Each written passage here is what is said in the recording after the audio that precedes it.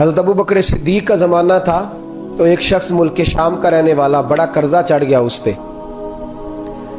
تو وہ حضرت ابو بکر صدیق کے پاس آیا، کہنے لگا آپ امیر بھی ہیں اور امیر بھی ہیں، دونوں باتیں، ایک امیر یہ ہے کہ مسلمانوں کے سربراہ ہیں، اور دوسرا اللہ نے آپ کو مال و دولت بھی عطا فرمایا ہے، تو میرے اوپر قرضہ چڑھ گیا ہے تو مہربانی فرمائیں۔ وہ کہتا ہے حضرت صدیق اکبر نے میرا ہاتھ پکڑا، گھر کے اندر لے گئے، باہر سے دروازہ بڑا اعلیٰ تھا لیکن گھر کے اندر گیا تو چارپائی بھی کوئی نہیں تھی، کھجور کی چٹائیاں بچھی ہوئی تھی، کھجور کی چھال کی، اور وہ بھی پھٹی ہوئی۔ فرماتے ہیں سیدنا صدیق اکبر نے بٹھا لیا مجھے اور مجھے کہنے لگے یار تجھے ایک عجیب بات نہ بتاؤں؟ کہ بتائیے۔ فرمانے لگے 3 دن ہو گئے میں نے اناج کا دانہ بھی نہیں کھایا، کھجور کے اوپر گزارا کر لیتا ہوں، میں آج کل حالات میرے ٹھیک نہیں ہیں۔ لگا جی پھر میں کیا کروں؟ تو آپ فرمانے لگے تو عثمان غنی کے پاس جا۔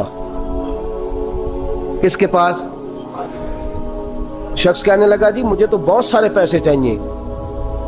تو آپ نے فرمایا تیری سوچ وہاں ختم ہوتی ہے جہاں سے عثمان کی سخاوت شروع ہوتی ہے، تیری سوچ وہاں تو جو سوچتا ہے نا اتنے ملیں گے، تیری ختم ہوتی ہے سوچ جہاں سے عثمان کی سخاوت شروع ہوتی ہے، تو جا۔ کہنے لگا جی آپ کا نام لوں؟ فرمایا ضرورت ہی نہیں پڑے گی۔ جی میں ذکر کروں گا کہ مجھے امیر المومنین نے بھیجا ہے۔ فرمایا ضرورت ہے، صرف اتنا تو جا کے بتانا کہ میں مقروض ہوں اور رسول اللہ کا نوکر ہوں صلی اللہ علیہ، اتنا بتانا کہ مسلمان ہوں، مصطفیٰ کا غلام، بس، اور کسی اضافے کی ضرورت۔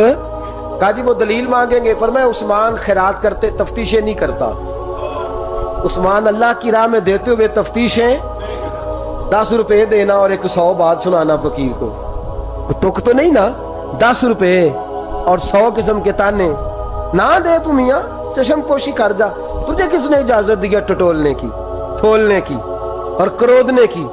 یہ حال اگر تیرے ساتھ کیا جائے، رب اگر تجھے ٹٹول کے دے تو تیرا کیا بنے؟ رب کریم اگر تجھے ٹٹول کے دے کہ پہلے بتا نمازیں کتنی پڑھی ہیں، سویرے اٹھتا ہے کہ نہیں، تو تیرا کیا حال ہوگا؟ تو ٹٹولتا پھرتا ہے 10 روپے دینے کے لیے۔ حضرت عثمان غنی کی عادت نہیں، وہ شخص کہتا ہے میں چلا گیا، پوچھتا پچھاتا دروازے پہ پہنچا، دروازے پہ دستک دی تو حضرت عثمان غنی کے اندر سے بولنے کی آواز ہے، اپنے بچوں کو ڈانٹ رہے ہیں، کہتے ہیں او یار تم لوگ شہد کے اندر، دودھ کے اندر شہد ملا کے پیتے ہو، خرچہ تھوڑا کم کرو، اتنا خرچہ تم نے بڑھا دیا ہے، تم دودھ کے اندر دودھ بھی میٹھا شہد بھی میٹھا، ایک چیز کھا لو، کو بیمار ہو 2 چیزیں استعمال کرتے ہو۔ کہتے ہیں میں نے کہا ابو بکر تو بڑی باتیں بتا رہے تھے، اور اس قسم کے کئی واقعات حضرت عثمان غنی کے ساتھ ہوئے، وہ تو بڑی باتیں بتا رہے تھے، اور یہ آدمی دودھ شہد سے لڑائی کر رہا ہے، اور مجھے کئی ہزار درہم چاہیے، دینار چاہیے، مجھے دے گا؟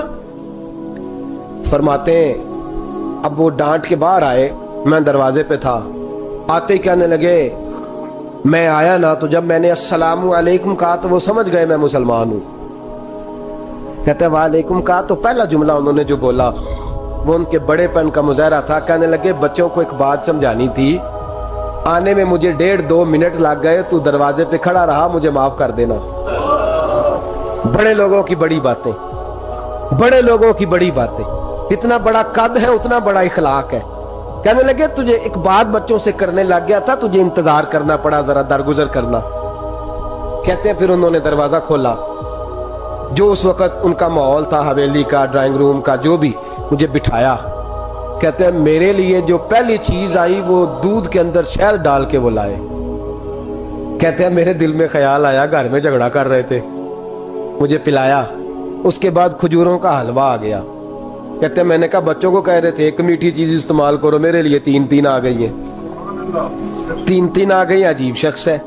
کہتے ہیں میں لیکن ابھی میرا تصور جمع نہیں، میں نے کہا اتنا تگڑا نہیں جتنا حضرت ابو بکر نے بتایا ہے۔